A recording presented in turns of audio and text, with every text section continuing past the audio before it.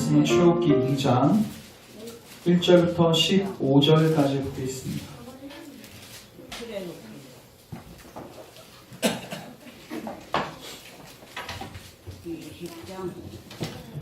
자, 교독하겠습니다. 너희 가족 중 한 사람이 가서 레위 여자에게 장가들어 그 여자가 임신하여 아들을 낳으니 그가 자신의 것을 보고 달달함을 내주셨다. 더 숨길 수 없게 되매 그를 위하여 갈대 상자를 가져다가 역청과 나무 진을 칠하고 아기를 거기 담아 나일강가 갈대 사이에 두고 그의 일가 어떻게 되는지를 알려고 멀리 있었더니 바로의 딸이 목욕하러 나일강에 내려오고 시녀들은 나일강가를 거닐 때 그가 갈대 사이에 상자를 보고 시녀를 보내어 가져다가 열고 아기를 보니 아기가 우는지라 그가 그를 불쌍히 여겨 이르되 너희는 히브리 사람이 아니로다. 그의 누이가 바로의 딸에게 이르되 내가 가서 당신을 위하여 히브리 여인 중에서 유모를 불러다가 이 아기에게 젖을 먹이게 하리이까. 바로의 딸이 그에게 이르되 가라매 그 소녀가 가서 그 아기의 어머니를 불러오니 바로의 딸이 그에게 이르되 이 아기를 데려다가 나를 위하여 젖을 먹이라. 내가 그 싹을 주리라. 여인이 아기를 데려다가 젖을 먹이더니 그가 가라매 바로의 딸에게로 데려가니 그가 그의 아기를 되니라. 그가 그의 이름을 모세라 하여 이르되 이는 내가 그를 물에서 건져내었으라 하였다. 모세가 장성한 후에 한 번은 자기 형제들에게 나가서 그들이 고되게 노동하는 것을 보더니 어떤 애굽 사람이 한 히브리 사람 곧 자기 형제를 치는 것을 본지라. 좌우를 살펴 사람이 없음을 보고 그 애국 사람을 쳐 죽여 모래 속에 감추니라. 이튿날 다시 나가니 두 히브리 사람이 서로 싸우는지라. 그 잘못한 사람에게 이르되 내가 어찌하여 동포를 치느냐 하매 그가 이르되 누가 너를 눈을 죽는 자와 재판관으로 삼았느냐. 내가 애국 사람을 이것처럼 내가 죽였느냐. 모세가 두려워하여 이르되 이 칼로 되었도다. 같이 읽습니다. 바로가 이 일을 듣고 모세를 죽이고자 하여 찾는지라. 모세가 바로의 낯을 피하여 미디안 땅에 머물며 하루는 우물 곁에 앉았더라. 아멘. 기도하겠습니다. 하나님, 오늘도 우리 살아가는 모든 교우들에게 지혜와 계시의 영을 부으사 하나님 말씀 깨달을 수 있는 은혜 주시고 이 말씀 앞에 반응하게 하옵소서. 회개하게 하시고 주 예수 그리스도를 믿는 참된 믿음 가운데 거할 수 있도록 성령께서 이 시간에 우리 가운데 일하시고 역사하여 주시옵소서. 집중할 수 있는 은혜와 체력과 필요한 모든 것을 공급하옵소서. 예수님의 이름으로 기도합니다. 아멘.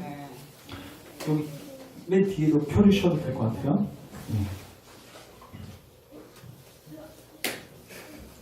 오늘은 출애굽기 2장 1절부터 15절 말씀을 통해서 따라하겠습니다. 결단이라는 제목을 가지고 하나님 말씀 증거하도록 하겠습니다. 우리가 지난 시간부터 출애굽기 들어가게 되었는데 우리가 지난 시간에 뭐를 살폈냐면 출애굽기에 나오는 대표적인 두 인물 모세와 바로의 차이에 대해서 살폈습니다. 모세하고 바로의 차이는 무엇이었냐면 하나님께서 그 시대 속에서 일하시는 그 역사를 알았는가 몰랐는가,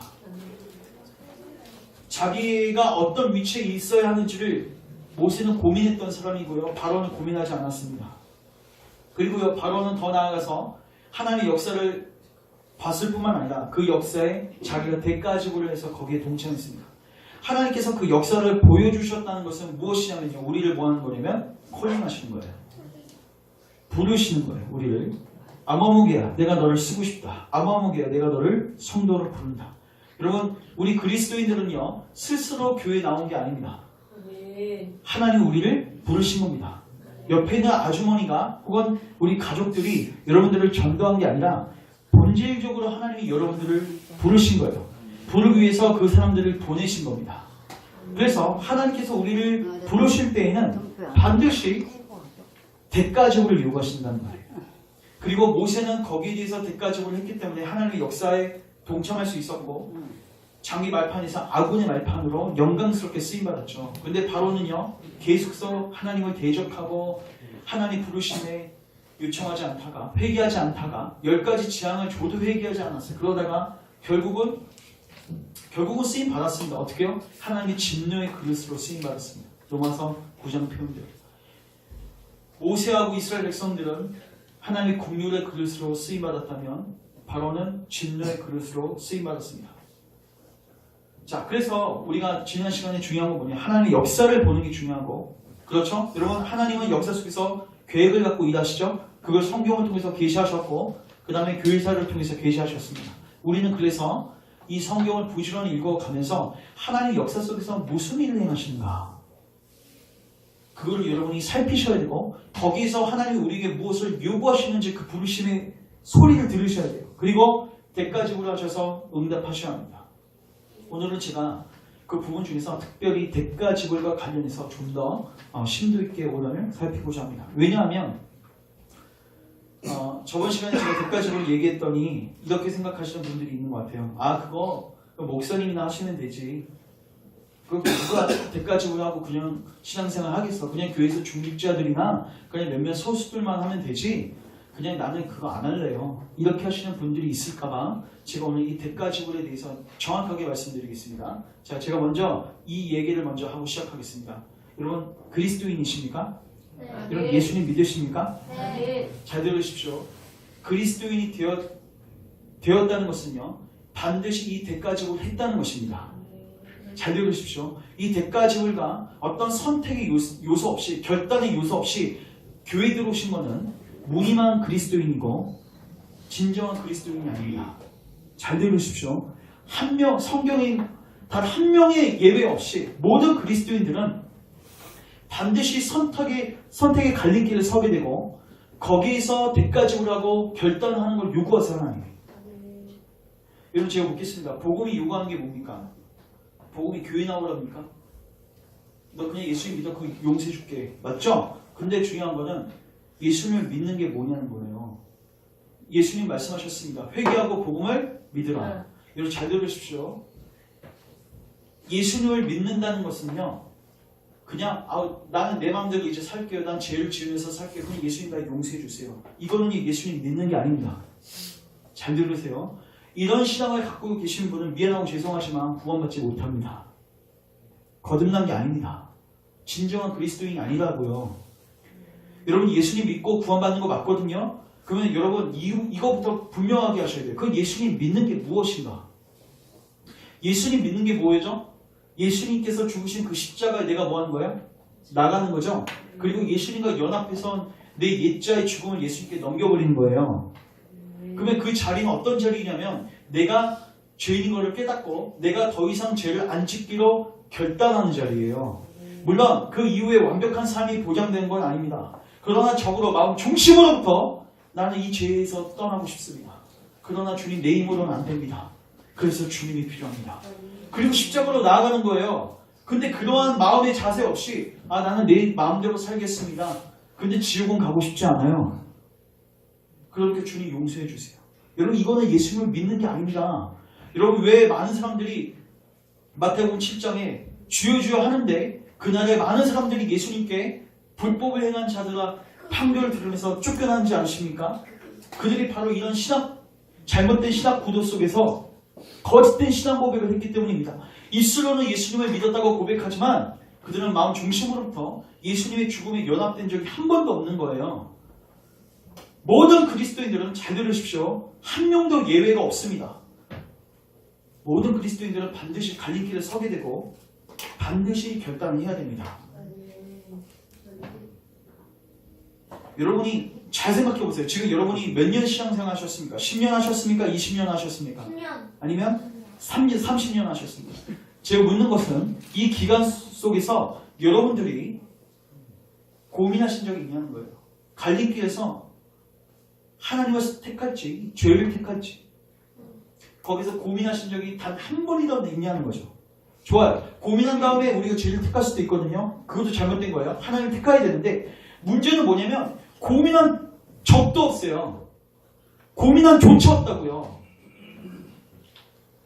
하나님을 택해야 될지 죄를 택해야 될지. 여러분, 부자 청년이 왜 떠났습니까? 예수님? 그 갈림길을 써서 떠난 거예요. 여러분, 예수님 제자들 그냥 된 거 아닙니다. 갈림길에서 전부 다 예수님 택한 거예요. 갈림길에서 자기의 가족과 자기가 갖고 있었던 새 몸을 포기하고 예수님을 따랐다고요. 이 갈림길은 모든 그리스도인들에게 다 있다고요. 근데 이 갈림길을 한 번도 경험한 적이 없다. 나는 지금까지 교회 나오면서 예수님 믿으면서 한 번도 고민한 적이 없다. 그럼 여러분들은 다시 시작하셔야 합니다. 여러분들의 믿음을 확증하십시오. 여러분 정말 예수님 믿고 있는 거 맞습니까? 예수님 믿음에 구원받는 거 맞는데 예수님 믿는 거 맞냐는 거예요. 그래서 오늘은 이 부분에 대해서 여러분들에게 조명하고 여러분들에게 말씀을 드리고자 합니다. 먼저 첫 번째, 따라하겠습니다. 모든 그리스도인들은 중대한 결단을 하게 됩니다.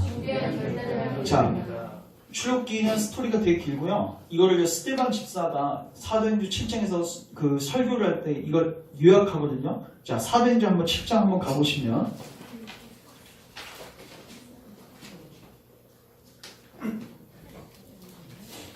22절, 23절.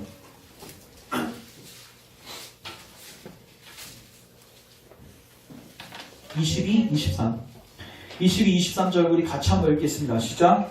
모세가 애굽 사람의 모든 지혜를 세워 그의 말과 하는 일들이 놀라우나 나이가 40이 되매 그 형제 이스라엘 자손을 돌볼 생각이 나더니. 자, 저를 주목하십시오.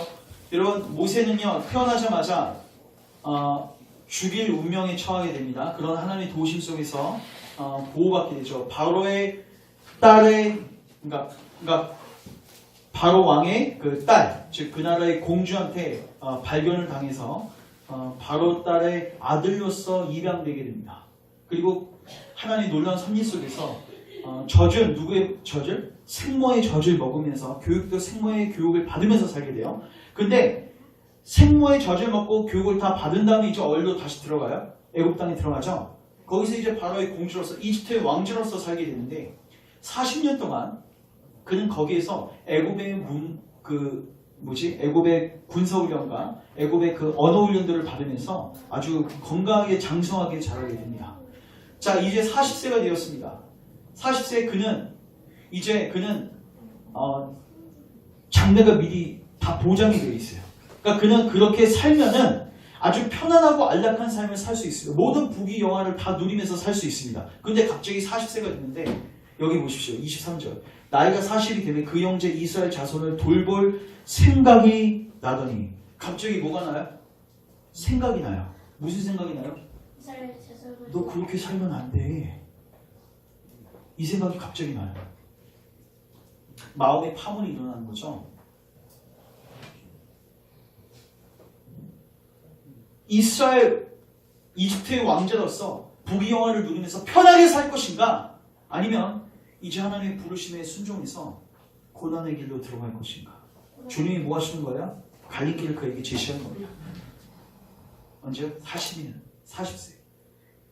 처음에 선택하라면 쉬울 수 있는데 이미 그가 쉽게 말해서 자기가 다 쌓았어요. 이제 앞으로 누리는 것만 남아있어요. 여러분 40세면 이제 인생의 뭐예요? 누리는 시기 아닙니까? 보통 우리가 20, 30대 열심히 돈 벌어서 40세 때부터 뭐예요?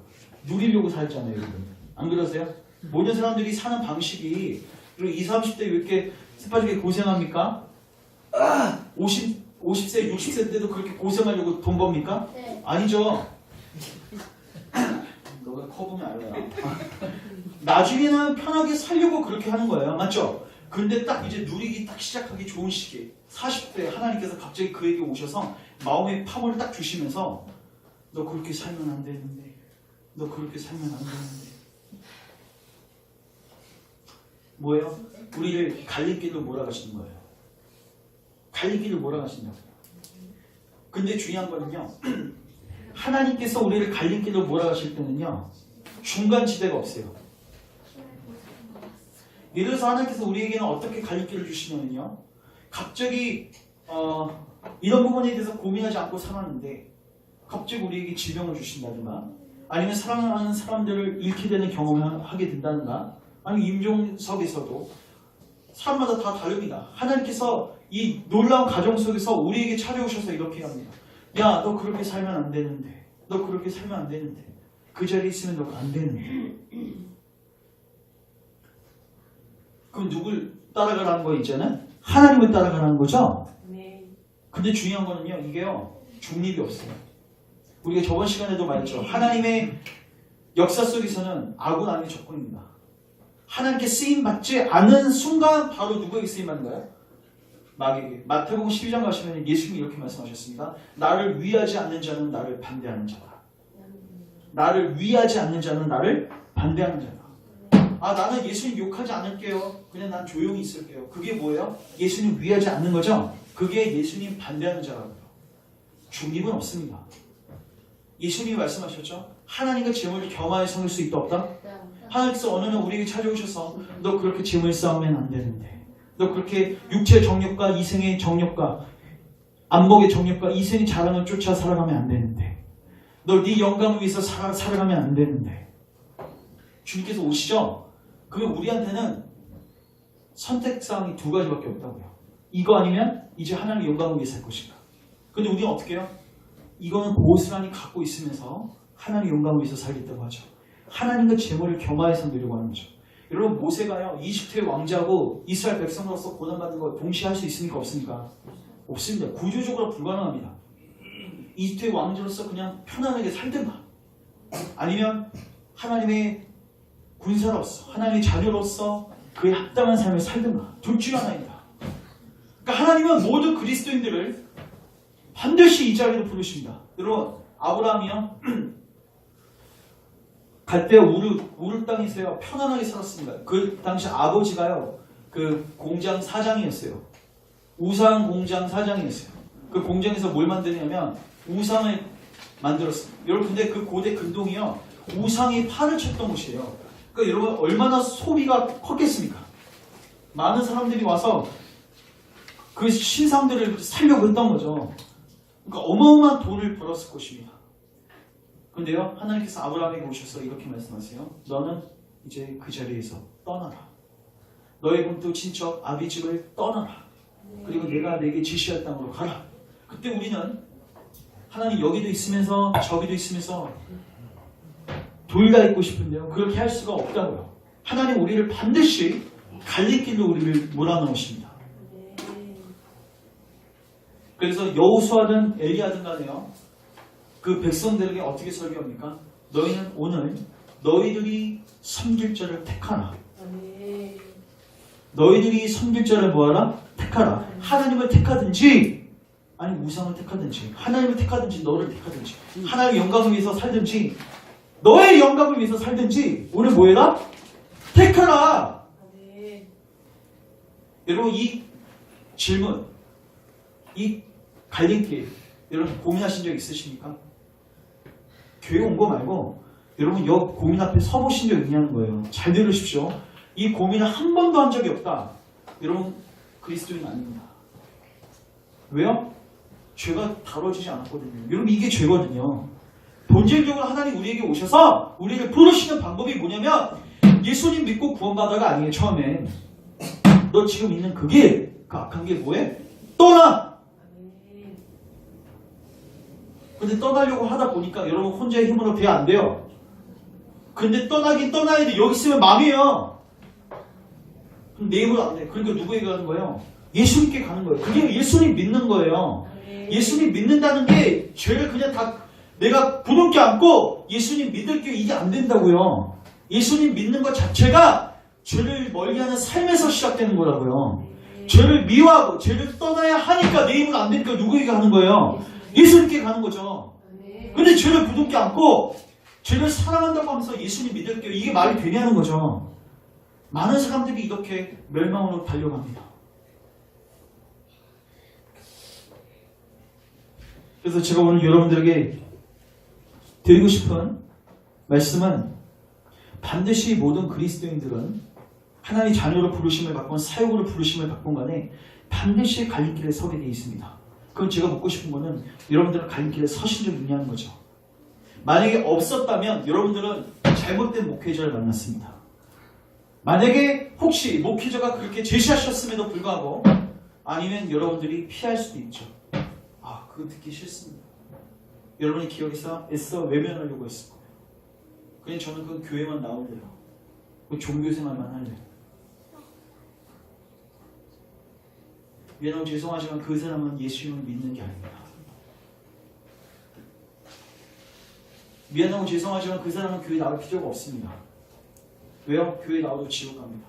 구원받지 못합니다.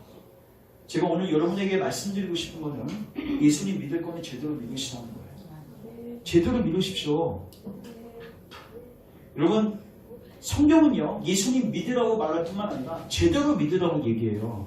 여러분, 많은 사람들이요, 예수님 안 믿고 지옥 간 사람도 많지만 예수님 제대로 못 믿고 지옥 간 사람이 훨씬 많습니다. 예수님을 믿는 게 뭔지를 여러분 정확하게 오늘 살피십시오. 근데 반드시 예수님을 믿을 때는요, 이 갈림길을 설 수밖에 없다는 거예요. 대가집을 요구한다는 거예요. 악한 길을 떠나야 되는데 고민을 안 하겠습니까? 여러분, 부자 청년 같은 고민을 한 적이 있냐는 거예요. 예수님 부자 청년에게 뭐라고 얘기하십니까? 네 재물을 갚아라서 가난한 자에게 나눠주고 나를 따르라. 두 가지가 힘들었어요. 가난한 자들에게 재물을 나눠주는 것도 힘들고 예수님을 따라가는 것도 힘들어. 대가집을 요구되는 겁니다. 부자 청년은 거기서 근심하고 떠납니다. 물론 선택이 바르지 않았습니다. 그러나 적어도 그는 거기 안에서 뭐 했어요? 고민했어요. 근데 많은 그리스도인들이 이 고민조차도 하지 않고 하나님 자녀라고 하는 거예요. 그러니까 교회는 나오는데 죄는 하나도 다뤄지지 않아요. 자기 마음대로 삽니다. 자기 탐욕대로 삽니다. 하나님의 영광은 관심도 없고 전부 다 자기가 원하는 것을 하면서 삽니다. 육체의 정욕과 안목의 정욕을 추구하고 세상 사람들이 추구하는 이생의 자랑을 자기도 추구하고 살아요. 명품 차, 명품 백, 명품 집. 미안하고 죄송하지만 그리스도인들은 그걸 추구할 수가 없거든요. 그게 얼마나 쓰레기이고 그게 얼마나 하찮은 것인지를 분명하게 알고 있습니다. 근데 그걸 추구하면서 내 육체 정욕은 고스란히 간직하고 살면서 예수님 믿는다고요? 거짓말하지 마세요. 성경에 단 한 번도 그런 식으로 예수님 믿는 사람이 없습니다. 그리고 제가 확신하건대 여러분들이 이 갈림길에 선 적이 없으시면요, 여러분 안에 구원의 확신이 없습니다. 여러분이 예수님을 믿는다는 건요, 여러분 심령이 증거할 겁니다. 저는 예수님이 나를 위해서 죽으신지 확신이 안 돼요. 느껴지지가 않아요. 그거 왜 그런지 아십니까? 여러분, 이 갈림길에 선 적이 없어요. 예수님과 연합을 경험한 적이 없다고. 잘 들으십시오. 예수님과 연합을 경험하기 위해서는 반드시 여러분의 옛자가 예수님께 넘겨져야 합니다.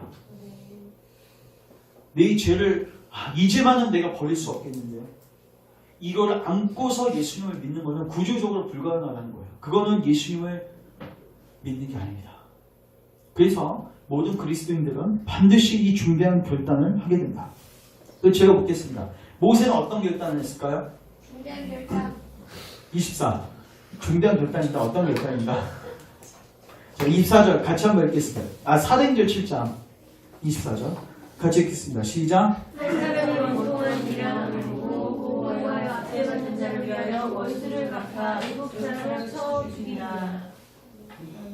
왜 여러분 애굽 사람을 쳐 죽였죠? 갑자기 하나님의 백성들을 도와야 하겠다는 생각을 갖고 광야에 나갔는데 거기서 자기 민족 백성들이 그 압제받고 있는 거예요. 그래서 도와줬어요. 근데 왜 그랬을까요? 불쌍해서? 아니에요. 25절 보면 이유가 나와 있어요. 그는 그의 형제들이 하나님께서 모세의 손을 통하여 구원해 주시는 것을 깨달을 것이라고 생각하면서 그 일을 한 거예요. 내가 나가서 저 애굽 사람 딱 제압하고 이 사람 딱 도와주면 이제 이스라엘 백성들이 모세 추앙하면서 이 모세를 통해서 하나님의 일을 하시겠구나. 이들이 추종해갖고 이제 하나님의 일이 전개될 것을 그는 알고 있었어요. 그렇게 생각했어요. 그리고 나가서 뭐 했어요? 순종한 거죠. 그러면 일단은 성급했습니다. 너무 맞죠? 그래서 이제 나중에 미디안 40년 동안 이제 연단의 과정이 이제 시작되긴 하는데, 근데 적어도 그는 여기서 이미 어떤 결정을 한 거냐면 나는 이집트 왕자인 것을 포기하겠습니다. 왜 이거 발각됐다가는 어떻게 됩니까, 여러분? 죽어요. 그래서 이게 나중에 발각돼서 바로 진짜 죽이려고 합니다. 제가 봤을 때 여기서 나오는 바로는 이미 모세가 몇 세예요? 40세죠. 양아버지 바로는 아닐 겁니다. 제가 봤을 때는 형제 바로입니다. 이해되세요? 여러분, 애굽은요 왕의 이름이 바로가 아니에요. 그러니까 쉽게 말해서 그냥 왕 호칭을 바로라고 해요. 그러니까 모든 왕들이 전부 다 뭐예요? 바로왕. 그러니까 그 왕이 어떤 왕인지 잘 보세요. 모세가 처음에 양자로 입양됐을 때 그때 바로 왕은 제가 봤을 때 죽었을 것 같고 그의 아들 그러니까 모세하고 뭐 했던? 동시대 그 형제. 어떻게 보면은 김정일하고 김정은하고 김정남의 관계 이해되세요? 좀 마음에 와닿습니까? 그런 관계 어떻게 보면은 조금 적대적인 관계예요. 근데 거기에서 애국 사람을 죽였대. 그러면 딱 어떤 생각이 들어요? 이 자식 봐라 이거 쿠데타 이렇게 생겼네. 그래서 죽이려고 하죠. 그러니까 이미 모세가 거기 나가서 하나의 백성의 편을 들었다는 것 자체가 이미 그 갈림길에서 뭘 결정했다는 거예요? 하나님의 편을 선택하겠습니다. 그래서 제가 묻겠습니다. 여러분들도 모세와 같은 선택을 하셔야 되죠. 아브라함처럼 갈 때 오늘 떠나셔야 되죠. 그래서 제가 여러분 선택을 도와드리겠습니다. 모세가 이렇게 선택했던 이유가 있습니다. 그 설교자가 해야 하는 역할은 뭐예요? 이 이유를 잘 설명해서 여러분들도 모세와 같은 선택을 하도록 도와줘야 돼요. 저도. 맞죠? 아브라함처럼 선택할 수 있도록 도와줘야 돼요. 그래서 제가 오늘 모세가 어떻게 이런 선택을 할 수 있었을까? 여러분들 같으면 이거 말이 됩니까? 안 됩니까? 돼요. 진짜 돼요? 네. 여러분들이 하고 있는 수많은 재물과 이제 하는 영광을 위해서만 살라고. 여러분 마음대로 사는 거 이제 하나도 없어요. 누구의 뜻 따라야 돼요? 하나님 뜻. 여러분 그게 쉽지 않습니다. 근데 그 요구를 모세가 받아들이고 순종한단 말이죠. 어떻게 해서 그가 그 순종을 할 수 있었는가? 자, 이유를 제가 세 가지 드립니다. 먼저 첫 번째, 딱에서 그는 자기 자신을 알게 되었습니다. 자기 자신이 바로의 딸이 아니라, 바로의 딸의 아들이 아니라, 공주의 딸이 아니라 나는 이스라엘 민족, 히브리 민족, 즉 하나님의 백성인 자기 정체성을 알게 되었습니다. 오늘날 우리에게 적용합니다. 많은 사람들이, 그러니까 그 당시, 그러니까 쉽게 말해서 모세가 이렇게 인지한 거예요. 나는 애국 백성이 아니라 누구의 백성이다? 하나님의 백성. 이 말은 뭐냐면 나는 세상 사람이 아니라 누구의 사람이다? 하나님의 사람. 지금 여러분 이 세대는요 사람을 어떻게 가르칩니까? 사람은 뭐다? 동물이다. 근데 그것과 해석이 아니라 왜 동물하고 다른 점이 있습니까? 그러니까 생각하는 동물이다. 그것과 안 되니까 어떻게 해요? 동물이긴 동물인데 좀 내가 진한, 내가 좀 발전한 동물이다. 결국 인간을 그 수준으로밖에 안 보는 거예요. 그러니까 하나님이 없으니까 인간을 그렇게 상정하고 그런 인간은 이제 어떻게 살아가는가? 목적이 있어요? 없어요? 없어요. 그 목적을 누가 세워요? 자기가 세워서. 자기 영광을 위해서 열심히 돈 벌면서 노후 대비하면서 그렇게 살아가는 것이 인간이다. 그게 여러분 모세가 살았던 40세까지의 삶의 방식이었습니다. 그는 만약에 거기서 하나님의 부르심에 거절했으면 그는 앞으로 계속 그렇게 살아갔을 거예요. 열심히 먹고 마시고 장가고 시집가고 장가들고 노후 대비하면서 그렇게 편안하게 먹고 살다가 죽었을 것입니다. 근데 하나님께서 오셔서 뭐라고 하시는 거예요? 너 그런 존재 아니야. 너 누구야? 너 하나님 백성이야. 우리에게도 동일하게 찾아오죠. 너는 내가 진화된 동물 정도가 아니라 너는 하나님의 형상대로 지음받았어. 넌 하나님과 교제하기 위해서 지음받은 존재야. 근데 너는 이제 죄인이야. 근데 너는 예수님 안에서 너는 회복될 수 있어. 예수님 안에서 네 모든 생명의 문제가 해결될 수 있어. 그거를 여러분 알게 되면요. 여러분 갈림길에서 여러분 뭘 선택하시겠습니까? 하나님. 결국 여러분 내가 누구인지 나에게 어떤 복이 주어졌는지를 여러분 모세는요. 이걸 알고 있었어요. 내가 누구인가? 제가 묻겠습니다. 여러분 누구십니까? 우연히 이 땅에 와서 먹고 마시고 시집가고 장가들고 노후 대책하다가 이렇게 살다가 그냥 여러분이 죽으면은 그냥 없어지는 존재입니까? 여러분 속지 마십시오. 여러분 인간은요 영원 불멸한 존재로 창조되었습니다. 죽는다고 다 끝나는 것도 아니고 반드시 사람이 한 번 죽는 것은 정해진 것이요 그 후에는 심판이 있습니다. 여러분 이거를 애써 지우려고 하지 마십시오. 왜? 지운다고 해서 지옥이 없어집니까? 하나님 심판이 없어집니까? 아니란 말이에요. 여러분 창세기를 통해서 그리고 요한계시록까지 읽어보시면서 여러분이 누구인지를 분명하게 캐치하십시오. 그러면요, 여러분 갈림길에서 여러분들이 결정하는 게 굉장히 쉬워질 겁니다. 자, 두 번째, 이제 점점 중요해져요. 두 번째, 따라하겠습니다. 하나님의 의와 공의를 알게 되었습니다. 전 이게 정말 중요하다고 보는데 잘 보십시오. 모세가 이 갈림길에서 이 선택을 할 수 있었던 이유는 딱 하나입니다. 애굽 사람이 이스라엘 백성을 압제하는 것은 뭐다? 악이다. 그리고 나도 거기에 동조하고 내 그냥 부귀영화를 위해서 사는 것은 뭐다? 악이다. 그러나 내가 이 모든 것을 내려놓고 하나님을 따라가는 것은 의고 선이다. 이게 옳은 일이다. 이것을 아는 순간 결정하게 된다. 제가 왜 이 말씀을 드리냐면 많은 그리스도인들이 왜 회개하지 않고 복음을 믿지 않는지 아십니까? 자기가 하고 있는 일이 죄인지도 몰라요. 이해되세요? 뭐가 악이고 뭐가 선인지도 모른다고요. 여러분 지금 많은 사람들이요. 지금 뭐 미투 운동도 일어나고 하는데요.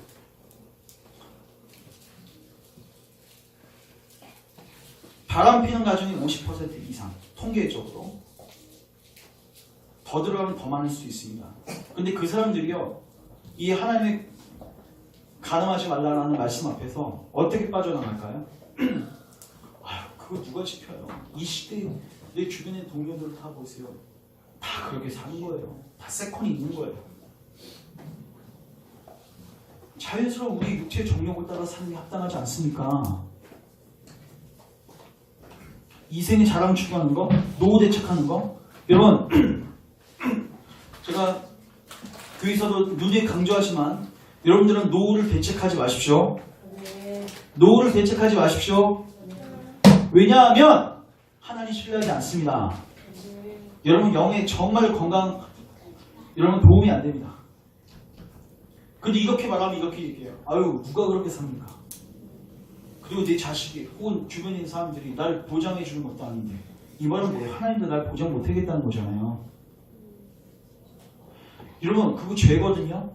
내 딱 꼬집어서 얘기하겠습니다. 노후 대책은 죄입니다. 노후 대책하는 거, 그 죄를 쌓는 거잖아요. 성경에 죄라고 나와 있어, 안 나와 있어요? 분명히 나와 있죠? 여러분, 누가 보고 12장에 보면요. 어리석은 부자가 재물 쌓잖아요. 왜 쌓아요? 노후 대책 때문에 쌓는 거예요. 나중에 쓰려고. 근데 주님 분명히 말씀하셨어요. 그거 죄라고. 근데 여러분 왜 그걸 죄라고 인식 안 하세요? 인식을 안 하니까 회개가 안 되는 거예요. 인식을 못 하니까 갈림길에조차도 서지 못하는 거예요. 일단 적어도 이게 갈라져야지 뭔가가 선택을 하는데 이게 죄인지도 악인지도 이 선인지도 구분조차가 안 되는 거예요. 술을 마시고 있는데 이게 죄인지도 아닌지도 교회 나오니까 여러분 언제 회개가 시작되냐면요 죄를 죄로 알기 시작할 때입니다. 여러분 이거 여러분 가운데 이거 부어달라고 기도하셔야 됩니다. 다윗을 뭘 놓고 기도합니까? 주님 나의 숨은 죄를 숨은 어물을 다 드러내소서. 왜요? 이 갈림길에 서야지 여러분 살 소망이 있는 거예요. 일단 갈림길에 섰을 때 바른 것을 선택해야 되는데 선택하려면 일단 갈림길은 서야 되잖아요. 근데 좁은 길 한 번도 제시해받은 적도 없고 그냥 넓은 길로만 열심히 달리고 있어. 여러분 하나님 심판대 앞에 섰을 때 저는 갈림길에 선 적이 없습니다. 이게 여러분 그게 핑계가 될 것 같습니까? 물론 목회자보다는 덜 맞을 겁니다. 그걸 제시하지 않는 목회자들은 더 맞을 겁니다. 근데 여러분들도요. 그거에 대한 책임을 남에게 떠넘길 수 없을 것입니다. 여러분들이 소경의 눈먼 인도자를 따라가면요. 여러분들 같이 망하는데 그거에 대한 책임을 인도자한테만 지을 수가 없다는 거예요. 여러분들은 여러분대로 심판받을 것입니다. 잘 들으십시오. 성경에서 죄인 것은 죄인 것입니다. 그리고 하나님은 최종 심판대에 서서 주변에 있는 사람하고 여러 비교하면서 상대평가하지 않습니다. 절대평가합니다. 말씀 기준대로 반드시 심판하실 것입니다. 진리대로 심판하실 것입니다. 이거를 아신다면 이제 여러분들은 갈림길에서 합당한 것을 선택하십시오. 그리고 마지막 하나 더. 모세는 어떻게 해서 바른 길을 선택할 수 있었는가? 따라하겠습니다. 멀리 있는 것을 보았다. 멀리 있는 것을 보았다. 제가 보겠습니다. 그 이집트의 왕자로서 누릴 수 있는 것들 적지 않습니다. 맞죠? 여러분들이 육체의 정욕과 안목의 정욕과 이생의 자랑을 통해서 누릴 수 있는 것 그 쾌락 적지 않습니다. 훌륭합니다. 근데요, 잘 기억하십시오. 히브리서 11장 25절에도 나와 있습니다. 그것은 잠시밖에 안 됩니다. 최종적으로 미래에 가서는 그걸 전부 다 어떻게 돼요? 잃게 될 것입니다. 그러나 하나님을 위해서 선택하는 자는 최후적으로는, 멀리적으로는 모든 것을 얻게 될 것입니다. 저는 모세가 어떻게 해서 이 선택을 할 수 있었을까? 지금은 고생하지만 하나님께서 분명히 이스라엘 백성들에게 뭘 주실 것이다? 가나안 땅을 주실 것이다. 그 미래를 보았고 더 나아가서는 영적인 가나안 땅을 주실 것을 그는 믿음으로 보았습니다. 그래서 그는 그 선택을 할 수 있었던 거예요. 여러분, 이 갈림길에 서본 적이 있으십니까? 마지막으로 제가 전도서 12장만 보고 이제 말씀을 정리하겠습니다. 전도서 12장 가십시오. 제가 어제 이걸 읽는데 야, 이거 진짜 내 마음 안에서 고민하고 있었던, 묵상에 있었던 것들이, 아, 솔로몬이 이걸 먼저 고백했었구나. 잠시만요, 이게 다른 번이고. 전도서 12장 1절부터 8절인데 여러분 저를 주목하십시오. 제가 이거 쉬운 번역으로 제가 읽어드릴게요. 표준서 번역인가? 잘 들어보십시오. 왜냐면 그게 번역이 조금 어려워요. 일단 피시고 저를 잘 들어주십시오. 제 말을. 너는 아직 젊을 때 곧 고난의 날이 오기 전에 아무 낙이 없다고 말할 때가 되기 전에 너의 창조주를 기억하라. 자, 언제 기억해야 돼요? 낙이 없다고 생각할 때. 여러분 아직 낙이 있으십니까? 네. 있으세요? 그럼 빨리 지금 창조주를 기억해야 할 때입니다. 자, 그러면은 낙이 없을 때가 오겠죠? 자, 그때는 솔로몬이 어떻게 묘사하는지를 보십시오. 2절. 그걸 들으세요. 그거 보시면 더 헷갈려요. 내가 너무 늙어 해와 달과 별이 보이지 않고, 여러분 늙어서 이제 눈이 노쇠해서 보이지도 않고 슬픔이 떠날 날이 없을 때 그를 기억하려고 하면 늦을 것이다. 잘 들으십시오. 그때 창조주를 기억하면 뭐 할 것이다? 늦을 것이다. 그때는 너를 보호하던 팔도 떨 것이며 지금 강한 너의 다리도 약해질 것이다. 그리고 이빨이 거의 다 빠져 음식을 잘 씹지 못할 것이며 눈은 어두워서 보지도 못할 것이다. 귀는 어두워서 거리에서 들려오는 소리를 듣지 못할 것이고 음식을 씹는 소리가 적을 것이다. 여러분 주변에 혹시 노쇠한 부모님들 계시면요, 정확하게 솔로몬이 고백하고 있는 거하고 동일할 것이고, 그리고 깊은 잠을 자주 못 할 것이고. 왜 노인들이 잠이 없습니까? 다 똑같아요. 이유가 없어요. 5절. 그때 너는 높은 곳을 두려워할 것이며 걷는 것도 위험할 것이다. 머리는 온통 휘어지고 거동하기가 불편해서 몸을 제대로 끌고 다닐 수 없을 것이며 모든 의욕과 정욕이 사라질 것이다. 여러분들이 그렇게 추구하면서 살았던 그 정욕조차도 이제 사라질 때가 온대요. 그러면서 이렇게 이야기합니다. 잘 들어보십시오. 그렇게 되면 결국 조객들이 내 집을 찾아들 날도 멀지 않을 것이다. 누가요? 조객.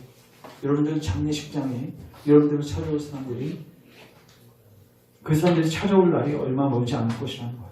몸의 모든 기능이 정지되면 육은 본래으로 돌아가고 영은 그것을 주신 하나님께로 돌아가게 될 것인데 너는 그 전에 너희 창조주를 기억하라. 아멘. 잘 기억하십시오. 여러분이 죽음의 커튼을 여는 순간에 이 갈림길은 더 이상 여러분에게 주어지지 않습니다. 왜 이 땅에서 예수님을 믿어야 할까요? 보라, 지금이 구원받을 때요, 은혜의 날입니다. 죽은 다음에는요, 여러분 갈림길과 회개의 기회는 주어지지 않습니다. 지금 주어집니다. 특별히 언제 주어지냐면 여러분들에게 낙이 있을 때. 그럴 때 선택하기가 힘든 거예요. 이 낙 버리기 싫으니까. 근데 잘 기억하십시오. 낙 영원하지 않습니다. 여러분 이 세상에서 가장 많은 것을 누렸던 솔로몬이 고백한 것을 귀담아 들으십시오. 그리고 여러분 주변에 있는 나이 많으신 80 이상이 되신 노인분들을 묵상하십시오. 보십시오. 곧 여러분들도 그 자리에 가게 됩니다. 제가 묻겠습니다. 여러분 그 자리에서 누가 위로할 수 있겠습니까? 여러분 자녀가 위로될 것 같습니까? 여러분 노후 대책하는 그 통장 여러분 위로될 것 같습니까? 잘 기억하십시오. 여러분들이 그렇게 추구했던 그 모든 낙은요, 잠시뿐인 걸 그때는 깨닫게 될 것입니다. 근데 그걸 추구하느라고 영적인 건 한 번도 저축한 적이 없어. 여러분 그렇게 죽음 맞이하고 싶습니까? 많은 사람들이 착각합니다. 예수님을 믿으면 다 이뤄야 된다, 다 놓아야 된다. 아니요. 여러분 예수님 믿잖아요. 예수님 선택하잖아요. 다 얻는 거예요. 그 당시만 못 얻는 거예요. 그 낙을 잠시 버리는 것뿐이지. 우리가 받을 영광은 우리가 지금 받는 고난과 좋게 비교할 수 없는 영광입니다. 여러분 예수님을 선택하십시오.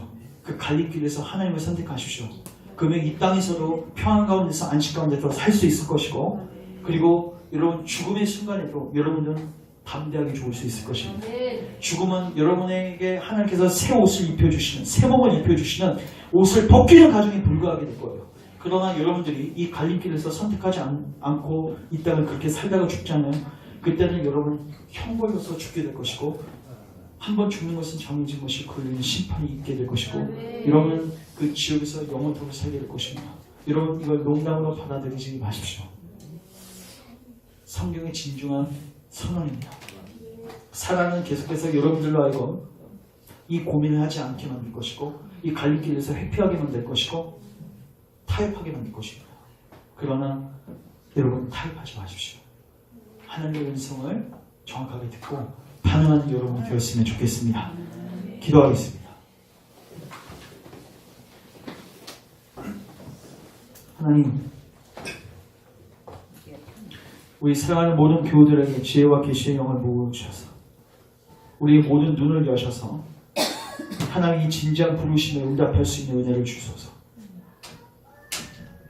이 갈림길에 서게 하옵소서. 죄를 죄로 인식하고 악한 길을 악한 길로 인식하고 고민하게 하소서. 그리고 이제 멀리 바라보게 하소서. 무엇이 내 영혼의 유익인지. 사람이 온 천하를 얻고도 자기 목숨을 잃으면 그것이 어찌 지혜롭다 할 수 있겠습니까? 주님, 무엇이 현명하고 지혜롭고 온전한 선택인지를 깨닫게 하시고 우리 사랑하는 모든 교우들 하나님을 선택하게 하옵소서. 오늘 우리가 섬길 자를 택하게 하시고 이제 주님 안에서 주님이 주시는 그 놀라운 복음의 부유함을 경험하며 남은 생애를 살아가게 하옵소서. 예수님의 이름으로 기도합니다. 아멘.